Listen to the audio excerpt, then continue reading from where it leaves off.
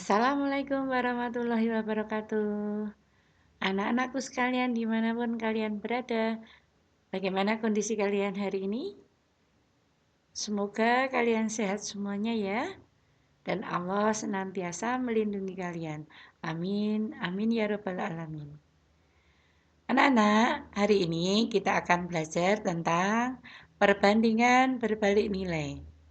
Namun sebelumnya, bagi siswa yang belum subscribe dulu ya nak. Terima kasih atas dukungannya. Baik anak-anak, kita mulai dari materi pagi hari ini, yaitu tentang pengertian perbandingan berbalik nilai dan rumusnya. Kemudian yang kedua, menyelesaikan masalah perbandingan berbalik nilai. Mari kita lanjut. Yang pertama tentang pengertian perbandingan berbalik nilai. Apa itu pengertiannya? Perbandingan berbalik nilai, pengertiannya adalah hubungan antara variabel-variabel tertentu yang memiliki nilai terbalik.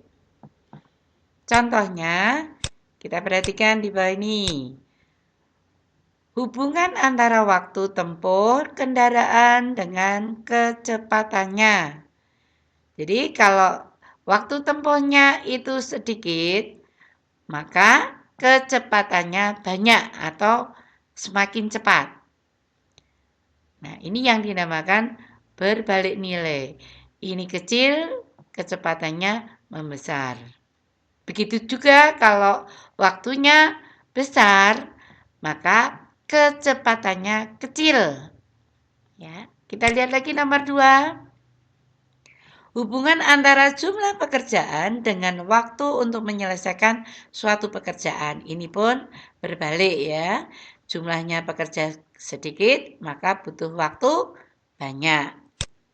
Kemudian yang berikutnya, hubungan antara jumlah ternak dengan waktu untuk menghabiskan makanannya atau pakannya. Jadi kalau ternaknya banyak, maka hanya butuh waktu sedikit untuk menghabiskan. Ya. Nah, inilah contoh-contoh tentang hubungan yang berbalik nilai. Baik, kita lanjut ke rumusnya yang akan kita gunakan. Jika terdapat variabel X1 berhubungan dengan Y1, kemudian variabel X2 berhubungan dengan Y2, maka rumus yang kita gunakan adalah, jadi X1 hubungannya dengan Y1, X2 berhubungan dengan Y2, ini saling terkait, jadi ini dengan ini dengan ini. Maka kita bisa tulis rumusnya adalah nanti X1 banding X2 akan sama dengan Y2 yang bawah dibanding Y1. Jadi ini arah ke bawah, yang ini arah ke atas. Kita tulis ya. X1 per X2 sama dengan Y2 per Y1. Ya, jadi arahnya ini ke bawah, ini ke atas. Karena apa? Karena berbalik nilai. Yang kemarin kita belajar tentang senilai itu ke bawah, yang ini juga ke bawah. Baik, kita lanjut. Rumus ini bisa kita sederhanakan atau kita tulis dalam bentuk perkalian, yaitu nanti perkalian silang. X1 kali Y1 sama dengan X2 kali Y2. Ya, kita tulis demikian. X1 kali Y1 sama dengan X2 kali Y2. Inilah rumus yang kita gunakan untuk perbandingan berbalik nilai. Baik, supaya lebih jelas, mari kita pelajari tentang menyelesaikan masalah dari perbandingan berbalik nilai. Masalah 1 kita lihat. Pemborong memperkirakan suatu pekerjaan renovasi rumah akan selesai dalam waktu 48 hari dengan jumlah pekerja 30 orang. Dalam pelaksanaan, ternyata waktunya dipercepat menjadi 40 hari. Maka jumlah pekerja yang dibutuhkan adalah, ya, yang tadinya 48 ternyata pelaksanaannya hanya 40 hari. Ini 48 ke 40 diperkecil. Otomatis nanti orangnya akan diperbesar. Kita coba menyelesaikan. X1 sama dengan 48 hari, Y1 sama dengan 30 hari. Ini yang terkait, X1 berkaitan dengan Y1. Kemudian X2 40 hari, Y2 kita nggak tahu. Maka kita coba memasukkan dalam rumusnya yaitu X1 kali Y1 sama dengan X2 kali Y2. X1-nya 48 dikali 30 sama dengan 40 kali Y2. Sehingga nanti akan terbentuk menjadi 48 kali 30 dibagi 40. Y2-nya ketemu 1440 dibagi 40. Maka Y2 ketemu 36. Sehingga pekerja yang dibutuhkan adalah 36 orang. Baik. Kita lihat contoh masalah kedua. Pada hari ini, Pak Karyo memiliki persediaan pakan ternak selama 25 hari untuk 120 ekor ayam. Namun, ketika ia mengecek kandangnya, ternyata ada 20 ekor ayam yang mati. Sehingga persediaan pakan tersebut akan habis dalam waktu berapa hari? Kita coba menyelesaikannya. X1 25 hari, Y1 120 ekor. Kemudian X2 belum tahu. Harinya kita belum tahu. Y2 karena mati 20 ekor, maka Y2 adalah 120 dikurangi 20, 100 ekor. Lalu kita masukkan pada rumus X1 kali Y1 sama dengan X2 kali Y2. Jadi 25 kali 120 sama dengan X2 kali 100. Lalu kita cari X2-nya. 25 kali 120 dibagi 100. Maka X2 kita peroleh dari 3000 dibagi 100. Maka X2 ketemu 30. Jadi waktu untuk menghabiskan pakan adalah 30 hari. Baik, kita lanjut pada contoh nomor 3. Reza memperkirakan perjalanan dari kota Semarang ke kota Purwokerto dengan kecepatan 60 km per jam dalam waktu 5 jam. Karena suatu hal, ia bermaksud mempersingkat suatu waktu perjalanan. Yang semula 5 jam akan dipersingkat menjadi 4 jam. Maka Reza harus mengendarai kendaraannya dengan kecepatan berapa kilometer per jam. Dan harus menambah kecepatannya berapa kilometer per jam dari perkiraan. Kita akan menjawab dua pertanyaan ini ya. Mari kita jawab bersama-sama. X1 sama dengan berapa Nana? Ya 60. Y1-nya 5 jam. Lalu di sini jam. Maka miliknya siapa? Miliknya Y2. Sedangkan kecepatannya sudah tahu belum? Ya, belum. Maka X1-nya yang belum tahu, Y2-nya 4 jam. Baik. Kita masukkan pada rumus X1 kali Y1 sama dengan X2 kali Y2. X1-nya 60, Y1-nya 5. Sama dengan X2 kali 4. Maka untuk mendapatkan X2 adalah 60 kali 5 dibagi 4. Lalu X2 ketemu 300 dibagi 4. X2 ketemu 75. Kalau begitu,